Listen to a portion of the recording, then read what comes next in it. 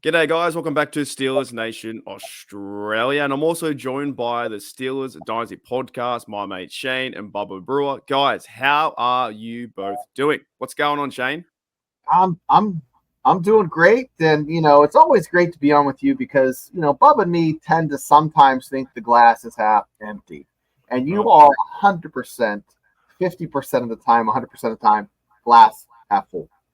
Well, funny that I've even got a bit of coffee left. I'm pretty happy I've got a bit of coffee left. You know what I'm saying? I'm pretty stoked about that. How are you, Bubba? I'm doing great. Just busy as always. Thanks for having us on. And yeah, I mean, you are the most positive Steeler podcaster that I know. Well, I just can't live there. I can't live there saying we suck all the time, or the world's going to be terrible, or the Tomlin or the Cam, or that kind of stuff. Let's go quickly around the room too. If you guys haven't, I think you talked about that today on your Dynasty podcast. But Shane, what about this Cam thing? Are you that mad about him apparently going to the Browns? I mean, it's the end of his career, and we talked about this before weeks ago. You can't hate the guy for making a business decision. He's still going to be a Steeler. I think if he goes into the Hall of Fame, he'll go into the Hall of Fame as a Steeler. So no hard feelings. And your thoughts, Bubba? Like he's come out and said, he's a Steeler through and through. I just think he's not leaving. Not it's leaving. All a tactic. He's not leaving. He's going to retire a Steeler. I just wish he can, get that last little bit of gas in his tank to get us in and win us a playoff and get to the AFC Championship game to get to a bigger thing before he rolls out. Well, that's why I've made this podcast today. So we're going to try and do this. Hopefully, if we can, every single it will be my Friday, your Thursday. So we're recording on my Thursday, your Wednesday. That's trippy. Okay. Right? That's trippy. But it is, yeah. We're going to do a bit of thing. We're going to do a top 5. So every week we're going to try and do this and see how long we can do it for. Top 5 on this channel, Steelers Nation Oz. And you guys will be doing some content as well on Steelers Dynasty Podcast, which is this one here. If you guys have not checked them out yet, check out Steelers Dynasty Podcast. It is awesome. It's a great logo. It's a great podcast. You fellas are great. Cool podcast name as well because we want to build that dynasty, and we are one of the best Steelers, NFL franchises out there. We got 6. Pats got 6, but they cheated. The 49ers got 5, but they suck. Dallas Cowboys, Jerry Jones think he has 21 because he's a bit, missing some brain cells. Jerry Jones thinks he's already won a few, but he's Gonskis. But no, we're going to do a top 5. And my topic today was what Steelers players will help the Steelers win a Super Bowl, right? Top 5. We need these guys to step up and do something to win. And we're going to go around the room and do from 5 to 1. And I've already found out my 5 right now. And I'm going to go to Shane first, then Bubba next, then myself. So Shane, what about the top 5 player who's going to help us win? Because we don't. You talk about this just briefly before we go on and start shooting this video. So I really have to think, and I'm thinking, what has changed this year? And I'm thinking rules, the kickoff. I think one of the under the radar guys that I think will have like an immediate effect would be, I always butcher his name, Cardell Patterson, Cordero. I think that guy, man, what did he play? Running back, a little bit of receiver, slot, whatever. With the kickoff rules being changed, coming from Atlanta, I think he can make make as the coach would say, a splash play as the return man. So that's my number 5. So you're going towards kickoff return, maybe, because I think he's going to be used in the running back situation as well. Though he was used in the Falcons and the Vikings. Could be used as a receiver. I know Antonio Brown was pissed off a few days ago about using his 84 when he's not a Steeler. So, but that's not a bad one. I just realized too, because we are doing this on the fly, we have not thought about it at all. We will miss someone. We will miss someone easily. Mm-hmm. I'm actually writing it down so I don't. So I'm writing it down so I don't mess up. Yeah, we're going to look over someone that we didn't even think of. So you've got Patterson for your number 5. Bubba, what about your number 5 that's going to help us win the Super Bowl? My number 5 is going to be Keanu Benton because I think he's going to have a good year, and we need some stout defensive line work to actually get over the hump. So that is going to be my number 5th pick is Benton. Yeah, I like that going into it's his second year, right? I'm pretty sure. Yeah. Second year. Yeah. And he's got the wrestling background. He's probably, I think he even talked about in an interview that he's more, it's the off season is not as, because for the rookies, it's so crazy for them. They go from a crazy college football, they get drafted, then they get all these things happening. They get, like a new job. And now he's into his second year, has some off season time, and he's good to go. I'm going to stick there. And I'm going to stick with my top 5, or my 5 for the moment, is Cameron Hayward. I think he's a guy that, look, I know people are saying he's washed up, he's this, whatever. I feel like as a competitor that I am when I play sport or pickleball, even in anything that I do, I always want to win. Cameron Hayward was injured last year.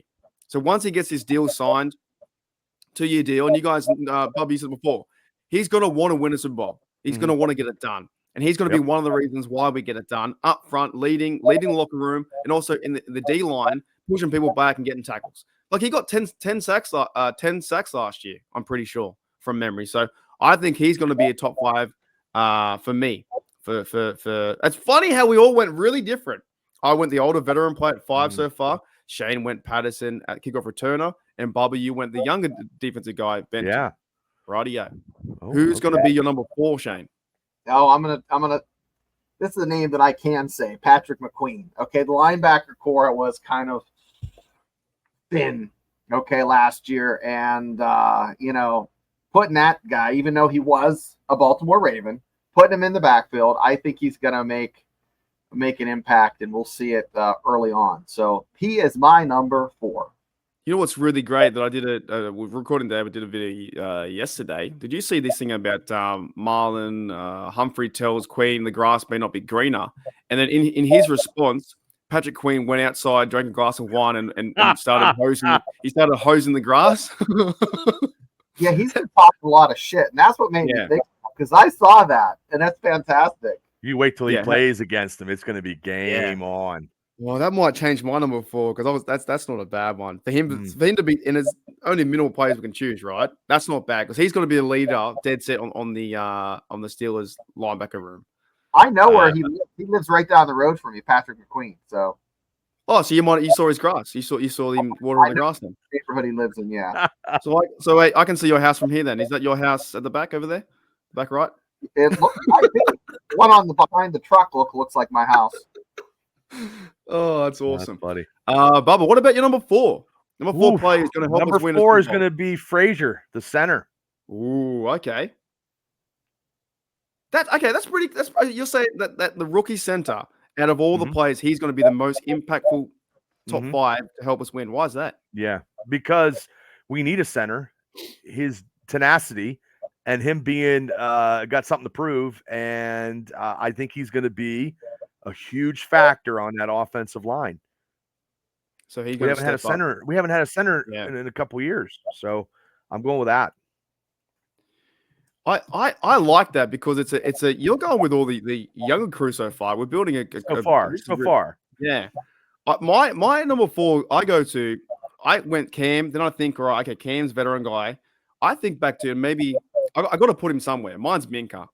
I think Minka's going to be tremendous for this team in defense. And now the fact that we have Elliott as safety, and then the coach also will be talking about how Minka can move around more and get more interceptions. He's going to be another bloke. I think they need him for the back of the defense to get a Super Bowl, right?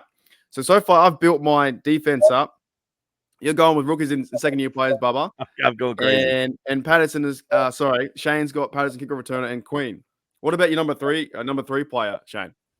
He kind of it changed, because I had Zach Frazier at number 3, and I think he's that important. But I'm going to put someone else in there. I'm going to sub Zach Frazier out at number 3, and I'm going to put another Mountaineer, someone that didn't get drafted but got signed, who's making some big plays this past week, lining up against bigger receivers, lining up against faster receivers, and basically shutting them down.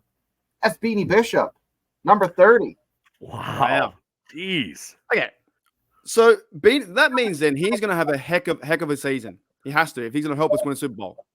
Well, here's the thing. Does he play the first couple weeks? I don't know.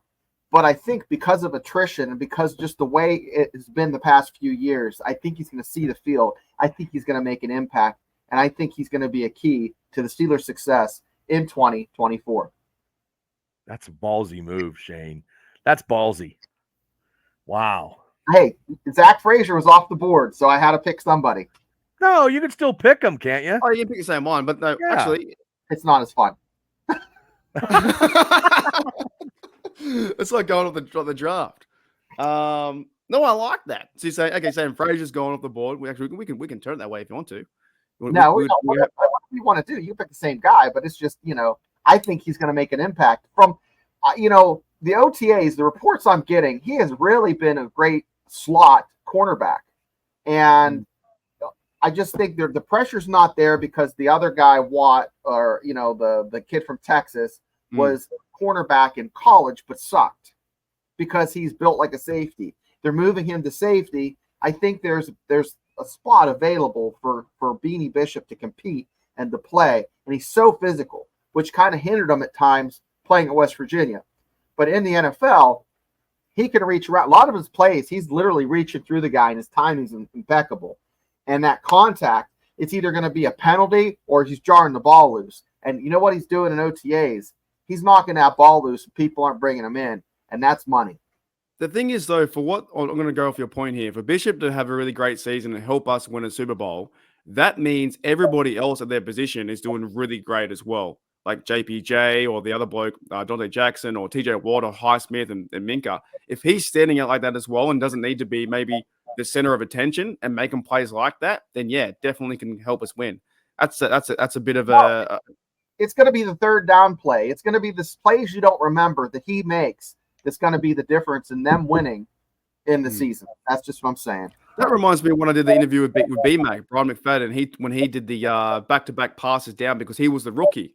He was the rookie on the team, and he was versing Peyton Manning, and he knocked down 2 passes, and he was one of the reasons why they went on to the Super Bowl. So you got Beanie Bishop there making the team and making a massive impact this season on his way to the Super Bowl. What about yours, Bubba? Your third guy. Number 3, he's going to have a big year because he's looking for that contract. I'm going with Najee. Number 3 is Najee, as I write it down so I can remember. That's crazy. That's my 3 as well, and I wrote that down as well. I got to fit him in somewhere. I was like, Najee's going to be very key to our success, run the ball and catching and whatnot. He's gotten so we can feed off together with this one here because he's my 3 as well. He has to be somehow, some way. If they're going to win a Super Bowl, they're going to run the rock. They're going to in Smith offense. They have to use his strength, his physical. He can run people over. He's going to grind them down in the fourth quarter when we're up and holding that lead, and he's just going to grind them into salt. I hope. Do you think he's got a bit of a chip on his shoulder too? He's not talking to the media right now. I think he's got a bit of a chip where he's probably upset and he's pissed, so he has something to prove. Yeah. And him proving his stuff is not talking; it's all actions on the field. So I'm okay with that. We finally have a offensive coach that is probably a real coach, not Matt Canada. I think he's lost a bit of weight, put on muscle too. But I think Najee gets a bad rap sometimes from some fans because he hasn't run further TD than 42 yards or whatever. Who cares? But he's the bloke that takes on 4 or 5 plays, knocks them over, and then says, "All right, what's next?" Gets better in through the game. So we both agree there. We both have Najee at number 3. We'll go right into Shane. What about your number 2? My number 2 is the entire quarterback's room. You're choosing everyone. I'm not going to choose everyone. We don't know what they're going to do. It's like eeny, meeny, miny. Guys, wait. The whole freaking room. Even Kyle Allen. We might use him. You never know. Even Kyle Allen, we might use him. Kyle Allen. Hey, we used Duck that one year. The Steelers had a guy named Duck play football, for Christ's sake. I think they have the most colorful Steelers quarterback names ever. Okay. Yeah. So, is it going to be Fields? Is he going to see a lot of time? I don't know. Wilson might be able to carry the water through the whole season. But I think that's really important. If they're going to make the Super Bowl, win a Super Bowl, I think that quarterback room, there's going to have to be one. Just like Highlander, there could be only one. what's funny though, would have been awesome if Duck was if he was a really good franchise quarterback and we had Duck Hodges for 18 years and we kept saying Duck, Duck, Duck all the time. Yeah, that would have been crazy. And then the backup was Goose. Yeah. And then calls and stuff. That'd be fantastic. Because he had 3 games and we all went wild for him and the crowd went crazy bringing rubber duckies to it and and now he's dating one of them country stars, Lainey Wilson. He's always posting about it too. He's always showing off. He's always like, look what I got. Look at it's like sometimes that's kid that's dating that girl that was a gymnast at LSU. Oh yeah. She's really unattractive. Sometimes that's what happens. Isn't that the Pirates guy dating that one? Yeah. She's all over town. She's all over the newspapers and whatnot. Everywhere. Super YouTube star. It's unfortunate. Very attractive. Very attractive. I'll have to get on the show. She might come on the show. You never know. Yeah. Okay, so we've got the whole Q. I like that response. So the whole QB room got to check in for everyone to win. They've got to do something right. Wilson, Fields, even Kyle Allen if he's called up because you never know what's going to happen. We played fucking Trubisky last year and it still hurts me. Still makes me sick that he played for us. Okay, Bubba, what about your number 2? My number 2 pick is the man who, if he's not playing, we don't go nowhere. TJ Watt. What? I had the same one. Well, my number 1 pick is probably going to be different than yours. Okay, so let's TJ Watt. If he's playing hardcore and he's healthy, we have a chance. That's the reason why we win. We're always in it to win it. Yeah, the stats are with TJ Watt when he doesn't play, we are like 2-12 or something like that. It's something ridiculous. It's really bad. Yep. So we're all around. If he's not playing and getting around the corner second, and then get I saw him in practice, and he did because he loves Burrow too. But I saw him in practice where he pulled back, jumped up, caught the ball one hand, and went, "Oh, this is mine," And he's what now 28, and then people are saying he's getting older, but I still think he's still physical. He's fit. He's ready to go. So that's why my number 2 was TJ as well. Do you agree with that, Shane? Yeah, I think that's a winner. Yeah. Yeah, if we don't have him, it's hard to shop. But if he plays in season and plays playoff football, and if we hopefully get a home game, a chance, maybe we get some good offense and we can come down to the wire where you can hit someone, or Lamar Jackson, whoever. Yep, that's all it takes. I'm with you. Snatching the balls like literally that are thrown a million miles an hour with like one hand. I don't know how the hell he does that, but that's what he does to Burrow. When he tackled Burrow, and it's an awesome clip when Burrow threw a pick, he went out and singled him out and blocked him to the ground. He loves versing Burrow. That's why I like him too.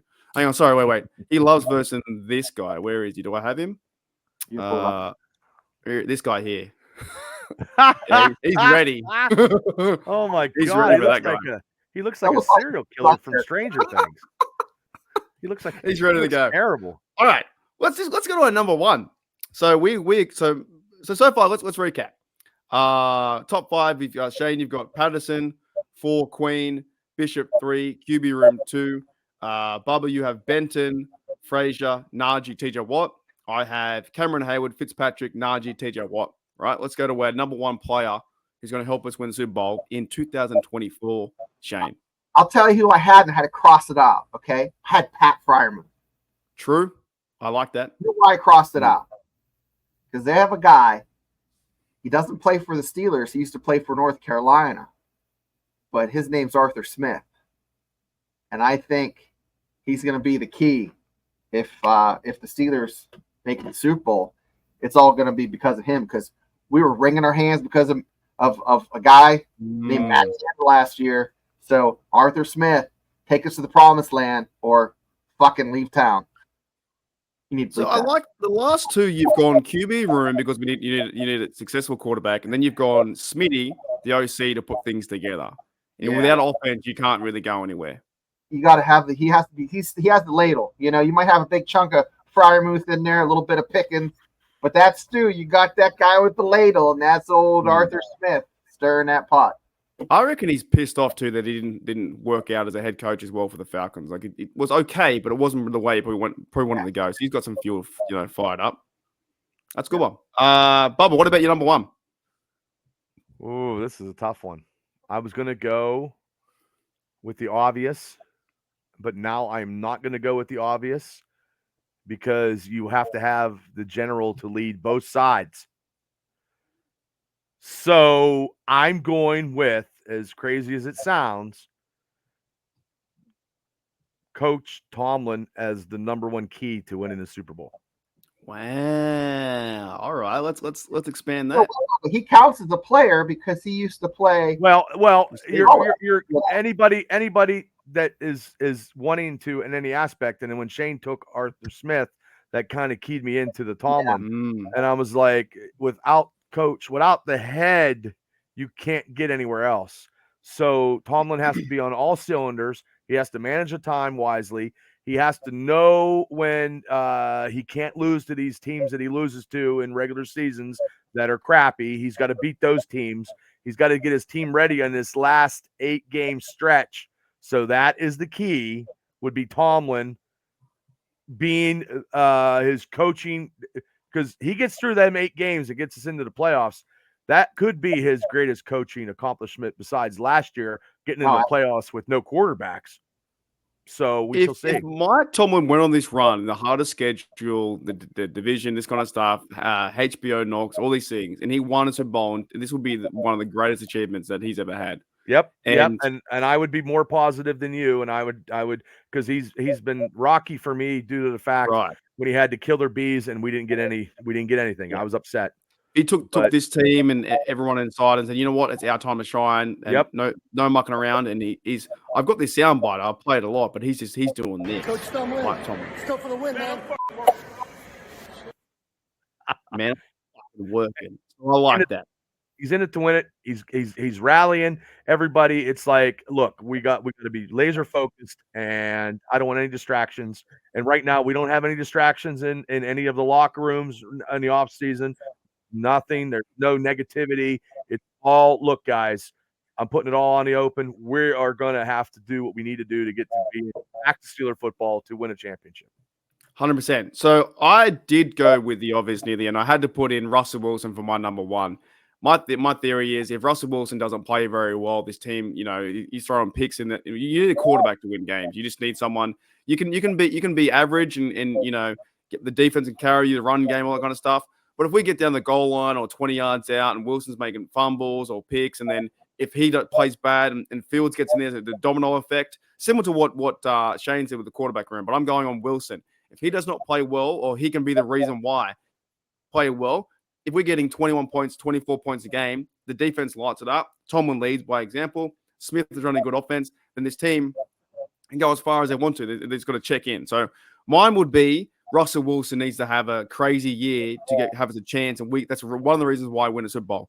You can picture it now. Say it's, Steelers versus, Packers again, or if they get there, or Steelers versus Cowboys if they get there in the Super Bowl. Russell Wilson is commanding the offense down the field, and we're up by 14 points to 7 in the Super Bowl. You know what I mean? He's going to be a part of the success why the Steelers win it.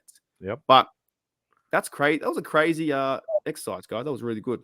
It strained my brain. My brain is strained because I didn't know who to pick number one, and I went right off of Shane, and then you actually, my number one pick before that was Wilson. So it kind of, I don't know if we were mind melding or something, but mine changed a bit too. When I went Cam, and I was like, oh, I need Minka. Then I was like, well, Najee has to be in there. But then I ran out a few plays, and I was like, I could have put Pickens in there. Right? Pickens going to be none of us picked. Well, he picked Patterson as a returner. You didn't pick him as a receiver, kind of. No. So really, this new rule is going to be a learning curve the first few weeks. We'll see preseason what kind of happens. You'll see some changes by week one. But week one going on, there's going to be some points scored from this. Another one we missed too was JPJ. We didn't pick him. The lockdown corner. So there's a few guys that we in this because I only top 5, right? But like a few guys we missed. Pickens was up there. Even Atlanta Roberts plays a key role for certain things.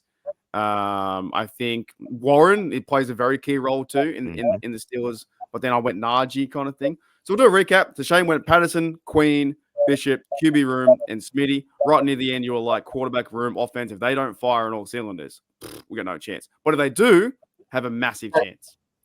And why I went that way is because you have unknowns. And if these guys fill those gaps the Steelers have and exceed expectations, the Steelers are going to be juggernauts. If we fall short again as a team, it's going to be because of those weaknesses. 100%. And Bubba, you went, I like this one too. You went Benton and Frazier first because of the younger players. Yep. And it's interesting you went on both sides of the line. Defensive line, Benton, where I chose Cameron Hayward to be the all in the trenches, Mark. All in the trenches. You went trenches. Then you went Najee to back that up. So this is kind of like maybe how we would run our team if we were Super Bowl champions or, the GM, right? You went Najee to run that. Then you went TJ Watt, which is an outstanding play. If you haven't got him, you cannot win.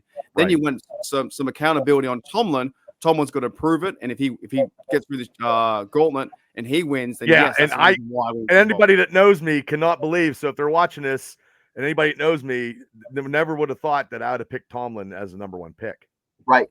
But it makes sense because he's the leader of everyone and gets things moving, and he gets everything gelling together and pulls off a crazy year.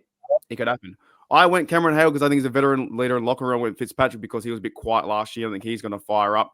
Najee to run the rock, and I went TJ Watt because it's similar. And I said just then about he's the anchor on the defense. Without TJ Watt is the best defensive player in. I even do shows of Matty sometimes, and we don't even talk about TJ Watt because we just know. We just know he's a crazy player. Then I went Wilson to tie it all together because Wilson is the quarterback, and you need a good quarterback. Mahomes is one of the best quarterback in the league, and they're winning too many championships. They're now the Patriots are in the way. They're too cocky. Kelsey's a great tight end, but without Mahomes, would he be up there? Don't know, right? He's the best. Fellas, that was really good. I was meant to be a 10-minute show, but we got to go. We got some time. So I want to thank you guys for coming on Steelers Nation Australia. I'll give you guys a quick plug when we get out of here. So you guys run Steelers Dynasty Podcast. Make sure you check these guys out on YouTube, and I'll leave the links in the description below. Steelers Dynasty Podcast. You go live. When do you go live, Bubba? Every Wednesday at 9 p.m. Eastern Standard Time. Every Wednesday. Rain, every hail, Wednesday. or shine. Doesn't matter. Yeah, unless I'm deathly sick, but I'll still try to do it. Still do it. Yeah. Still give it a crack, eh? Yep. Hey, anything else you want to add there, Shane or Bubba, near the end? No, just subscribe, and watch Steelers Dynasty, and then we'll see you soon. Yeah, we love doing stuff with you, Mark. It's great. It's great. We all got good chemistry together, and it's going to be a great year. 100%. I can't wait. If we put all these players together, right, that could be our Super Bowl team. Cam, Fitzpatrick, Najee, TJ, Smitty, QB room, Bishop, the wild card, Queen. Well, we talked about he's awesome, man. Queen can turn himself into a Steeler. He was a Raven. He's quickly turning himself where he's forgetting about the Ravens and Benton and Frazier, and then those blokes on the Lions. All right, guys, let's get out of here. Let's play some Oh My Khan before we finish. And thank you guys again, Shane and Bubba from the Steelers Dynasty Podcast. I'll see you guys all later. As always, here we go, Steelers. Here we go. One after the next two, is he still aggressive? Yeah, what do they call him? The con artist? I like that. I saw that, man. That's pretty good.